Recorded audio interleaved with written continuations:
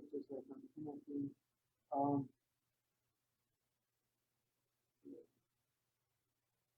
uh, so we got, yeah, we got a while here. We got like half hour. Um, let's see, where was that?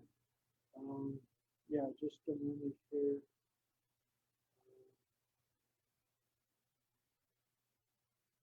We got off my page. Um,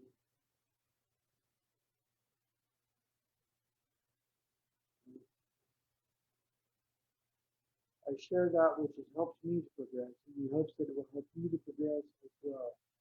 By progress and growth, I am by no means always referring to the physical realm, as I am talking about my mental and emotional states as well. For too long, I have lived a prisoned life, a prisoner of limitations that may have been there at one point in time, but are not there now, and exist only in my mind. I've lived under these limits for so long that I have stunted my own growth, not letting my true self show to the world is what it is truly capable of. This has stifled my full potential, not allowing me to reach for the stars that I so longingly dreamed of getting to when I was young. Granted, there may have been times when it felt like I was living the pleasant life, but it only felt pleasant at the moment. I was still caged. I still had pillows in the cage at the time. I was at a spot where I felt safe and comfortable, so I did not necessarily feel any need or have a desire to keep going. Looking back, I can say that during these times, it was as though I was at rest stops along the highway of life. My problem ultimately became that when I began moving again, I stayed in the slow lane because I had forced myself to believe that I could not handle any more than that. The truth is that I can handle more than just cruising along in the slow lane. At various times in my life, I had begun to speed up and had the intention of moving to a faster lane, yet I succumbed to the limits that I imagined others were imposing on me, or my self-imposed limits. Now is the best time. The time is now. I have heard these things a lot. They bombard us all of the time in the media. Now is the time to come to our business and buy these products because they are having a sale. The time is now. If you have been wanting to get one of these really cool items, the time is now. Well, I finally made the decision that now, and it looks like my guest is here. Hi, Lily. Hey, hey, can you hear me? I can hear you. Good, I'm just running away from the noise in my house. Okay, cool. Yeah, I can definitely hear you now. How are you doing? I'm doing phenomenal. It's very, very good to connect with you. Yeah, I'm sorry I got in such a muddle. It's I'm going to blame lockdown, but also I'm ditzy as hell. Oh, that's okay. We all have a lot of. There you are. There's your video. There I am. Hey. Yeah. Yeah, yeah, there's so much going on in our lives, and it's like, especially locked down at home. It's like, there's always something going on in the house. I know. Yeah, no, it's mad, and all the children are here, and my husband's not home, so anything could happen. But that is how I roll. It's better that the people know, isn't it? Yeah. I'm just going to come out. I think it might be better out here.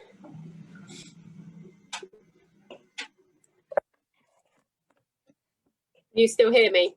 Yep. I can still hear you and I can still see you. Awesome. I do lose it a bit as I go through my house, so I thought I'd come here. Right on. Let's turn that off.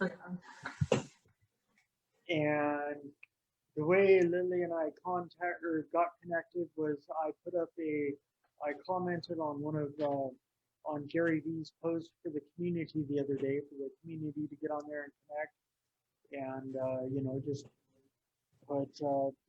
Gary V said, yeah, we're going to do this old school AOL style, put your age, sex, and location, and then just put what what value you can add to the community and possibly what value you can get from the community.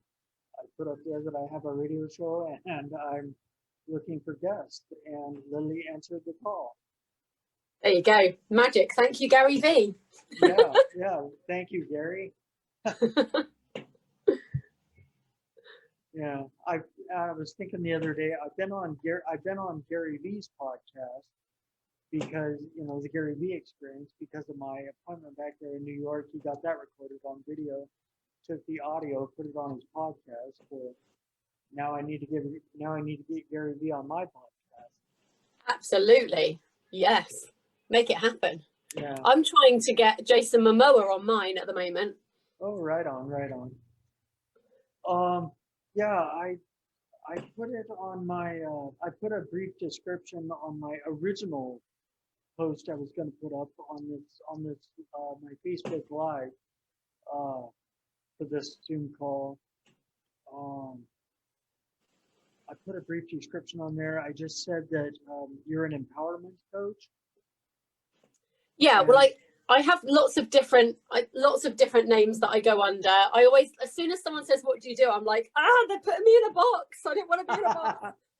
So yeah, currently I call myself a transformational confidence and spiritual purpose coach, because I think that kind of encapsulates it. But yeah, empowerment, mindset, confidence, spirituality, all of that, singing, all of that, it all goes in. Right on. And where are you located again? I'm in the UK, and I'm about 10 minutes away from Stonehenge, if you've heard of Stonehenge. Oh yeah, I've heard of Stonehenge. Big landmark, yeah. So I'm about 10 minutes away from there, and about half an hour away from Southampton, which is where the Titanic went out from. So okay, and yeah, it's oh, that's right, Salisbury, right? That's it, yeah. Okay, I thought I remembered reading that somewhere. On your profile or your website or whatever. Yeah, and so just wondering how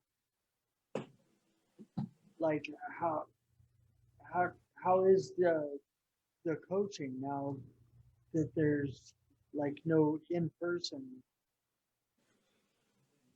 And it's definitely shifted. I mean, my work actually was largely centered around my choir, so obviously that has all shut down.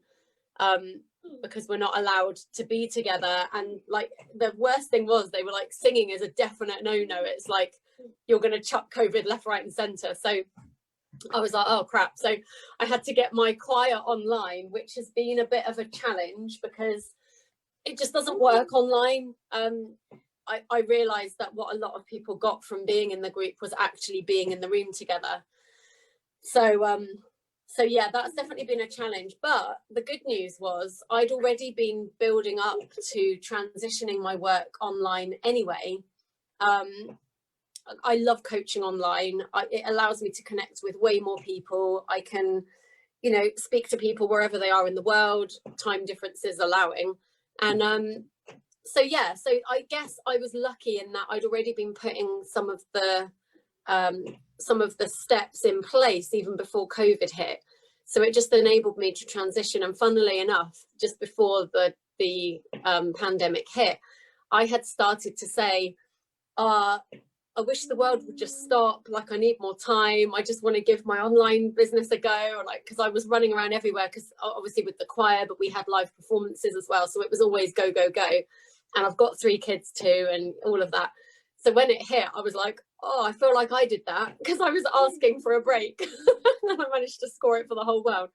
But yeah, no, it's different, but it's still good. And I have a podcast as well, and I absolutely love that. That's actually been what has saved me, I think, because I still get that connection. I love meeting people, I love chatting to people, and that's what that enables me to do. So yeah, it's different, but it still feels purposeful and still feels exciting to me. So I feel really lucky that I have that all in place. Right on. Yeah, I definitely concur with that, agree, whatever. The podcast my podcast has definitely been a very good thing, because it got me connecting with people like this here, connecting with people on the other side of the world even.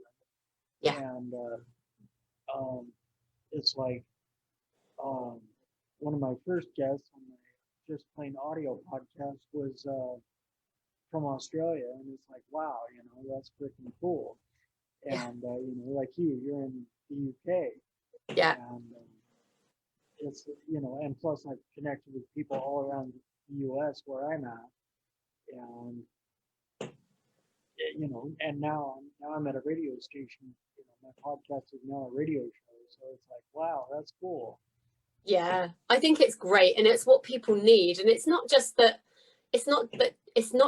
we get to connect with the guests, but there's a whole community that builds around the show as well. Yeah. And then you get conversations happening even offline. And I don't know if you're in this new Clubhouse app, but I'm in Clubhouse now and absolutely loving it, because it's like a live version of this. I know this is live, but a lot of my podcasts aren't live, they're pre-recorded. But then Clubhouse, you just get to go and hang in a room with whoever shows up, and some phenomenal conversations have been happening over there. And I'm super excited for what that means for the show, because I think it means when they let more people in, because it's a bit exclusive at the moment, but once they open it up to Android and more people can get in, I can really see how there'll be the podcast, and then join me for a live chat afterwards. Let's all go and hang out on Clubhouse, and you can actually have a proper conversation back and forth, instead of posting and then waiting, or doing a voice note and then waiting. So yeah, I'm really excited about that as well. Yeah, I have a couple coaches, a couple ladies that are coaches that I chat with, and they are actually, one is Brittany Microchuck. I was in her mastermind there for a while. And they have both talked about the Clubhouse, and shown posted pictures of the Clubhouse room or whatever, with all the different people in there. And it's like it does sound intriguing, like a big chat room, Yeah. as opposed to like you're saying, just commenting on a post and then having to wait for the reply or whatever. Yeah, no, it's excellent. And do you know what? I've been in rooms on there. I've sat in rooms with billionaires talking about how they built their business. I've sat in conversations that are very spiritual with some, super tapped in people that can access all kinds of things. And I've sat in, we've had conversations about bullying and trolling online. I've been in places where I've been able to coach people on the spot, to actually help people on the spot that need help in that moment. I've done intuitive coaching on there when people needed a bit of a pick me up. That's one of the things that I do, and I can just jump on there and offer it, and the people that want it can come and get it, and plenty of other people just stay and listen, and then they get something from it as well.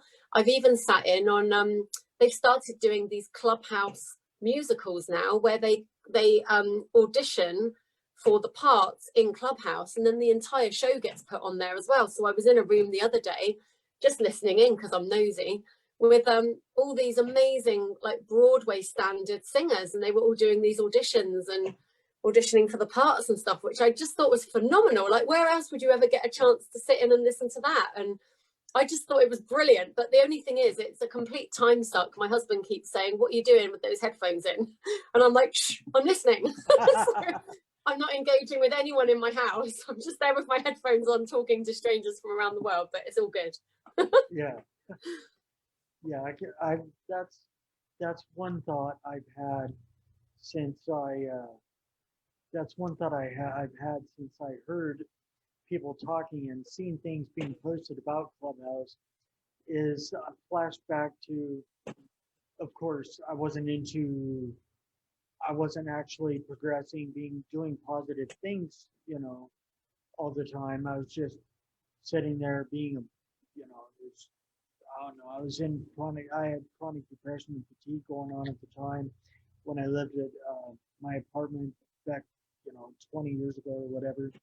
And I was in these chat rooms on MSN chat, and I would just be sitting there chatting with people all the time, just generally. And it's like, not moving in a positive direction, not moving really anywhere. And it was just ended up being a waste of my time. And it's like, and nowadays I'm actually doing stuff and going places, and moving in a positive direction. And, it's like, I'm having trouble. I'm having trouble wrapping my mind around this whole clubhouse thing because it's like, it seems like you know, I don't, I don't know. It seems like a very positive thing if you work it that way, but I don't know.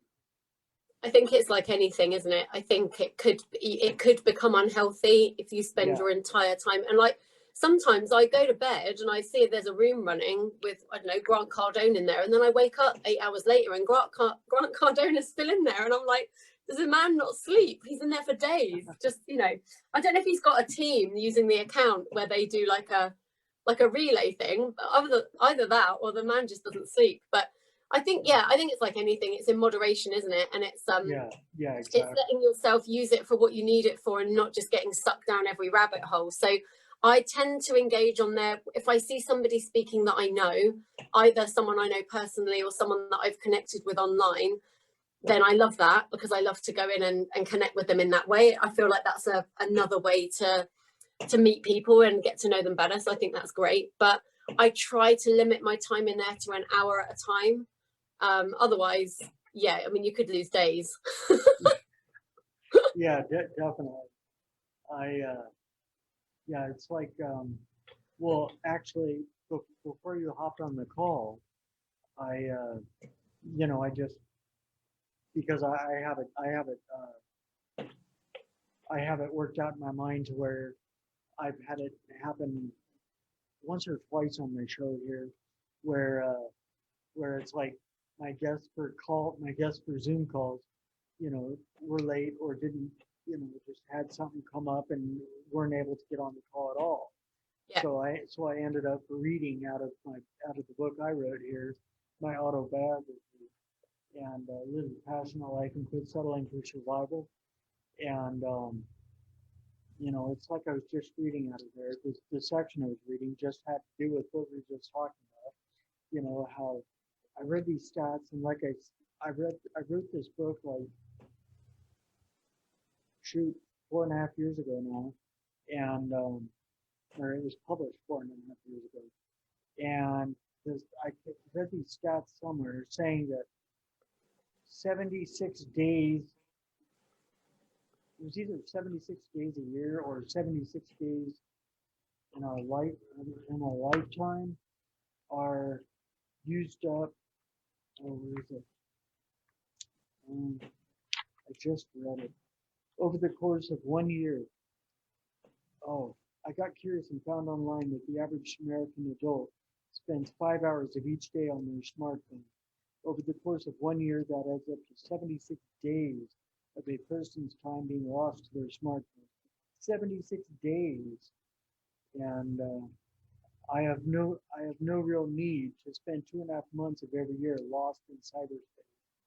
And but it's like, if it's, and like you were just saying, and like we were talking about, if it's being productive, then it's a totally different matter. Yeah, I think it's just balance, isn't it? I mean, I think that statistic for me would be even higher. I think I'm ridiculous with my phone, but I have to really make myself turn it off and put it down. I have a real addictive personality, and I notice this. It's the same as getting in a cycle with eating bad food. If you eat a lot of sugar, which is another thing of mine, half the time you're eating it and it's not even enjoyable. And I find that with social media as well. There will be times where you're scrolling through it and you're just like, this is just not even enjoyable. I'm not reading anything that's inspiring me. This isn't fueling me in any way, and it's wasting my time, So yeah, I've tried to cultivate a healthier feed. I think now the people I follow on there are healthier people to follow. So if I do end up scrolling, I quite often end up reading really inspiring things and things that are going to fill me up spiritually, emotionally, even energetically. But yeah, it is like anything. You have to moderate your time, and you have to remember what's important. And, you know, I don't think anything will ever trump being in a room with somebody. And I think that this past year has really driven that home. I think we've all realised